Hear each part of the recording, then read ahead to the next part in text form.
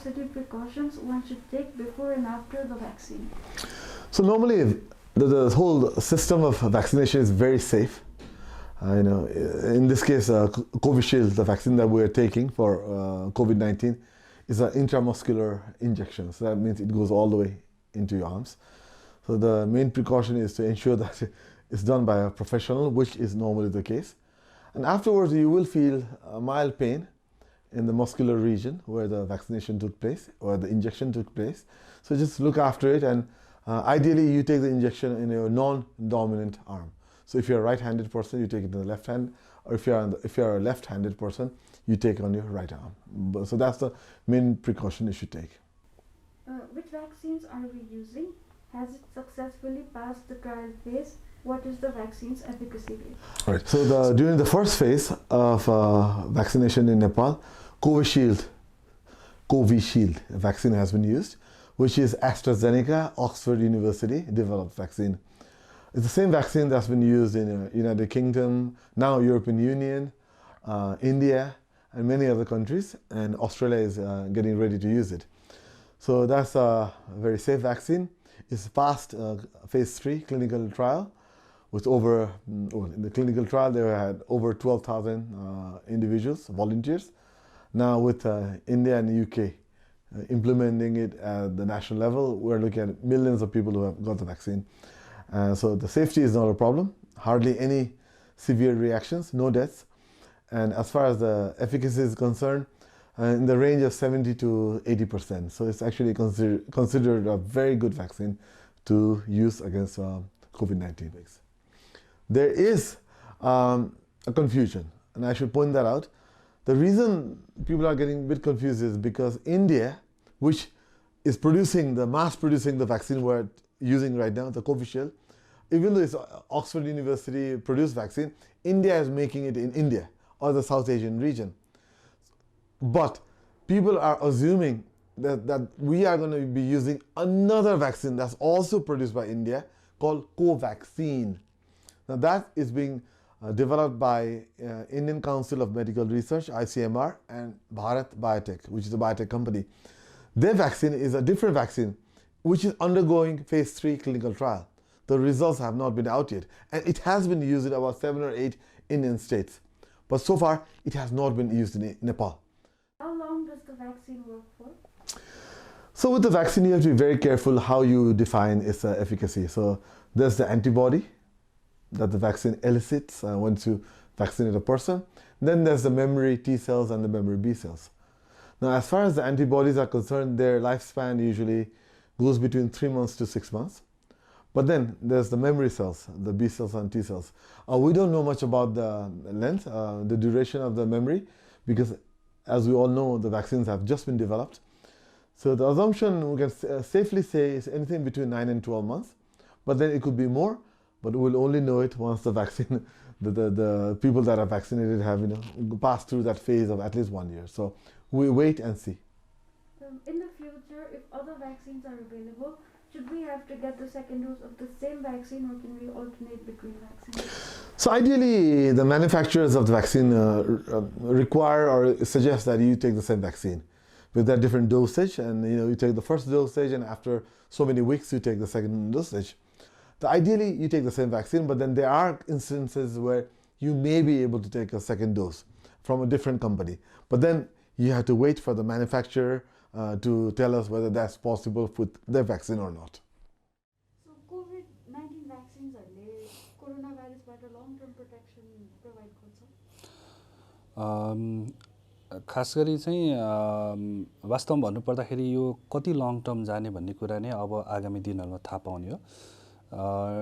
Natural infection हुँदाखेरि चाहिँ यो कति समयसम्म काम गर्ला भन्ने खालको अनुमान गरेको अनुसन्धानहरु चाहिँ छ, जसको आधारमा हामीले जहिले पनि भन्ने गर्छौं। पहिला सुरुमा 2-3 महिना भन्थ्यो, अहिले 5-6 महिनाको कुराहरु छ।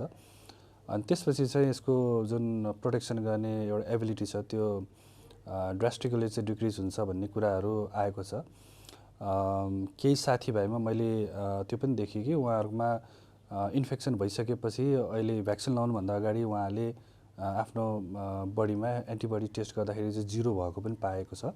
त्यसले गर्दाखेरि अब कसको कति बेला कति छिटो खस्किन्छ भन्ने थाहा नभएको हुनाले चाहिँ अब यो भ्याक्सिनकै कुराहरू ल्याइएको हो र अहिलेको भ्याक्सिन पनि कसैले भन्ला 6 महिना कसैले भन्ला 1 वर्ष तर यसको चाहिँ सपोर्ट गर्ने डाटाहरू छैन र मलाई जहाँसम्म लाग्छ अहिलेको जुन एउटा मासिभ एउटा यो एज अ क्याम्पेनको रूपमा यो जुन भ्याक्सिनहरू लगाइरहेछ यसलाई चाहिँ फलोअप गर्दै जान्छ होला र महिनौँ त के वर्षौँ पछि मात्र यसको अझ एक्ज्याक्ट कति मानिसहरूमा चाहिँ यसले निरन्तर रूपमा चाहिँ यसले प्रोटेक्सन गर्छ भन्ने खालको चाहिँ त्यो तथ्याङ्क आउँछ भन्ने चाहिँ मलाई विश्वास छ त्यसरी।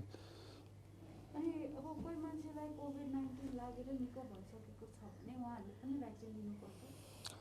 यो पनि त्यहीसँग सम्बन्धित छ। फर इक्जाम्पल नेचुरल इन्फेक्सन भएपछि उसको शरीरमा लङ टर्म कतिसम्म जान्छ भन्ने कसैलाई पनि थाहा छैन र रफली अघि हामीले जुन एस्टिमेसनको कुराहरू गरे 2-3 महिनादेखि 5-6 महिनासम्म भन्ने अहिलेको एउटा आँकडाहरू आएको छ। त्यो सबैमा लागू हुन्छ भन्ने जरुरी छैन होला।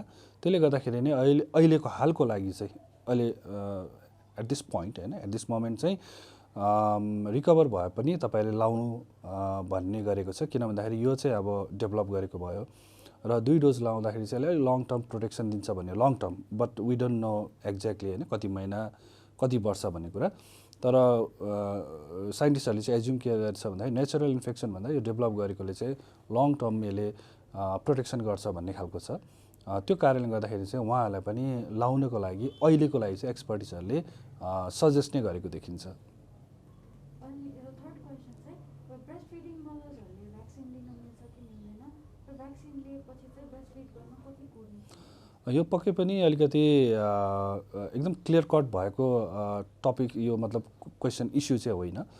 यसमा चाहिँ स्टिल डिबेट छ।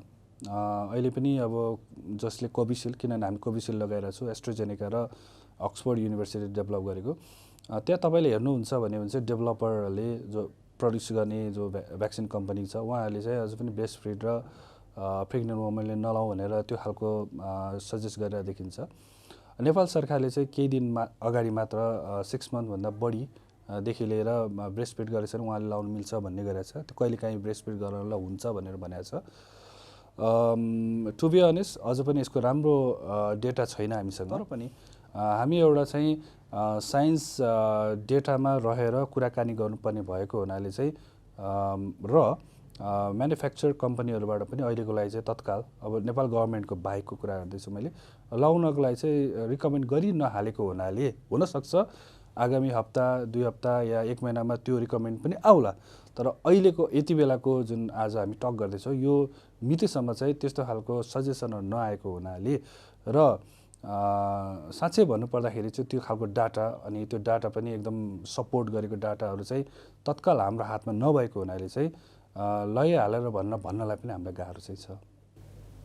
हजुर डाक्टर साहब यो भ्याक्सिन लिने प्रोसिजर चाहिँ के हो? प्रोसिजर त सिम्पल छ धेरैले थाहा पनि होला यो 2 डोजमा हामीले दिने गर्छौँ 0.5 ml मसल्समा दिन्छौँ हामीले हैन डेल्टोइड मसलमा दिन्छौँ पाखुरामा दिन्छौँ र विशेष गरेर चाहिँ यो पहिलो डोज यो 28 दिन या 4 विक्समा दिने भनिए तापनि यो अप टु 12 विक्ससम्म दिन सकिन्छ भन्ने छ। मलाई राम्रोसँग याद छ कि भ्याक्सिन लाउनुभन्दा अगाडि धेरै मान्छेसँग मेरो इन्टरेक्सन भएको थियो। नम्बर 1 सेफ्टी कन्सर्न थियो। म लगाएपछि भोलि फेरि कतै अपाङ्ग हुने हो कि केही समस्या हुने हो कि भनेर धेरैले प्रश्न गरेको छ। यो आजको मितिसँग पनि उत्तिकै प्रश्न गर्नेहरू छन्। त्यो कारणले गर्दाखेरि यो भन्नै पर्ने हुन्छ सेफ्टी छ कि छैन भने अवश्य पनि सेफ्टी नै छ। यो 2टा कारणले मैले भन्न खोजेँ यहाँ 2टा एउटा चाहिँ यो 3 फेजको क्लिनिकल ट्रायल पास गरेर आएको हो जसमा चाहिँ तपाईले त्यो डेटाहरू पनि केलाएर हेर्नुहुन्छ भने चाहिँ कसैको पनि यही कारणले मृत्यु भएको भन्ने छैन। दोस्रो चाहिँ एउटा तपाईँ हामीले के सबैलाई थाहा भएको भन्दाखेरि हामीभन्दा 8-10 दिन अगाडि भारतले सुरु गरेको छ जसमा चाहिँ दिनमै लाखौँ मान्छेले लगाउने गर्छ त्यहाँ अहिले पनि हरेक दिन र कुनै पनि मानिसको चाहिँ भ्याक्सिन लगाएपछि तुरुन्त डेथ भएको भन्ने कुराहरू आएको छैन। त्यसले गर्दाखेरि चाहिँ यो 2टा कुरालाई अलिकति हामीले नजिकबाट निहालेर हेर्ने हो भने मलाई जहाँसम्म लाग्छ यसलाई सेफ मान्नुपर्छ। गभर्मेन्टले कसरी सबै यो हाम्रो प्रायोरिटीमा भएको वर्गसम्म पुग्छ भनेर इन्स्योर गर्छ? सबभन्दा पहिला त के छ भने नेपाल सरकारले सम्पूर्ण जनताको 72% जनसङ्ख्यालाई चाहिँ कोभिड विरुद्धको खोप दिने योजना बनाएको छ। किनभने 72% किन भयो भने 15 वर्ष अथवा 18 वर्ष मुनिका बालबालिकालाई भ्याक्सिन दिइँदैन, किनभने परीक्षण भएको छैन। त्यहाँदेखि 72 को योजना बनिसकेका छ। त्यो 72 भित्र पनि सबभन्दा जोखिममा कुन छन्, त्यो जोखिमको स्तर अनुसारको त्यसको चाहिँ हामीले लिस्ट बनाइसकेका छ। त्यस हिसाबले अब जुन भ्याक्सिनको उपलब्ध भए अनुसार अति जोखिमदेखि सुरु भएर कम जोखिमसम्म भ्याक्सिन दिँदै जाने कुराहरू हो। त्यो कुराहरू सुरु भइसकेका छ। कोही मान्छेको परिवारमा सबैजनाको भल्नरेबल फ्यामिली मेम्बरहरू छ होइन, उहाँहरूले चाहिँ कसरी भ्याक्सिनको लागि के गर्नुहुन्छ? मलाई के छ भने अब जस्तो हामीले जुन भल्नरेबल अथवा जोखिम तह भन्छौँ नि, जस्तो अहिले कोभिडको लागि सबैभन्दा बढी जोखिम देखेको हामीले स्वास्थ्यकर्मीहरू, महिला स्वास्थ्य सेविकाहरू, एम्बुलेन्स ड्राइभरहरू, जो स्वास्थ्य संस्थामा सहयोगीको काम गर्ने उनीहरूलाई पहिलो प्राथमिकता राखेका छौँ। जहाँ जहाँ उहाँ हुनुहुन्छ उहाँहरूको चाहिँ हामीले लिस्ट तयार गऱ्यौँ। लिस्ट तयारको आधारमा उनीहरूलाई नजिक पर्ने ठाउँमा खोप दिइसकेपछि छ। त्यसरी नै जब हामी अर्को जोखिममा जान्छौँ फेरि हामी त्यसको समुदाय स्तरमा त्यसको लिस्ट नामावली तयार गर्छौँ। नामावली तयार गरेपछि उसलाई कहाँ भ्याक्सिन दिने भनेर ठाउँ तोक्छौँ र भ्याक्सिन दिन्छौँ। तर फेरि म के भन्छु भने भ्याक्सिन कसले पाउँछ भन्ने कुरो चाहिँ भ्याक्सिनको उपलब्ध हो।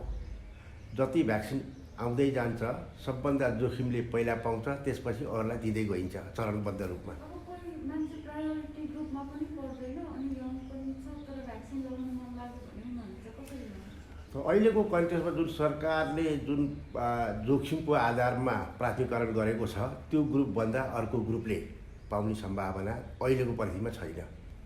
भ्याक्सिन हामीले किन्न मिल्छ र मिल्छ भने कहिले किन्नु? जस्तो अहिले नेपालको अब परिस्थितिमा हेर्दा नेपालमा एउटा मात्रै भ्याक्सिन औषधि व्यवस्था विभागबाट स्वीकृति भएको छ। त्यो हो भारतमा बनेको कोभिसिल्ड भ्याक्सिन, जुन अहिले हामीले खोप कार्यक्रममा समावेश गरिसकेका छौँ। र यो अहिले चाहिँ सरकारी तर्फबाट निःशुल्क दिइराखिएको छ र यसलाई अहिले बजारमा पैसा तिरेर लगाउँछु भन्ने परिस्थिति आउँदैन। र केही समयपछि जोखिमहरूलाई कभर भइसकेपछि त्यसपछि आउला प्राइभेट सेक्टरमा पनि यो भ्याक्सिनहरू उपलब्ध हुन सक्ला। अनि डाक्टर अन्तिम प्रश्नहरूको लागि यो गभर्मेन्टले अरू म्यानुफ्याक्चररहरूसँग कुरा गरिरहेको छ कोभिडसिल्डबारे? जब हामीले योजना बनायौँ भ्याक्सिन दिने त्यो बेलामा अब कुन भ्याक्सिन ल्याउने भन्ने कुराहरू थाहा थिएन। तर हामीले के गर्यौँ भनेदेखि चाहिँ नेपालको प्राविधिक एउटा ग्रुपले के गर्यो भने नेपालमा कोभिड-19 को विभिन्न भ्याक्सिन मध्ये कुन भ्याक्सिन नेपालको लागि सुहाउँदो छ, नेपालको भण्डारणसँग सुहाउँदो छ र प्रभावकारी छ र सुरक्षित छ भन्ने कुरामा एउटा रिपोर्ट अथवा प्राविधिक प्रस्ताव नेपाल सरकारले स्वीकृत गर्यो। कोभिसिल्ड भन्ने जुन भारतमा बनेको थियो अहिलेको अवस्था हामीले त्यसलाई चुज गर्यौँ। केही भ्याक्सिन त हामीले गाभीबाट अथवा चाहिँ कोभ्याक्सबाट पाउँछ नि शुल्क, तर बाँकी भ्याक्सिन किन्नुपर्छ। भ्याक्सिन पाउनको लागि अनुरोध गरिरहेको, किन्नको लागि अनुरोध गरिरहेको परिस्थिति छ।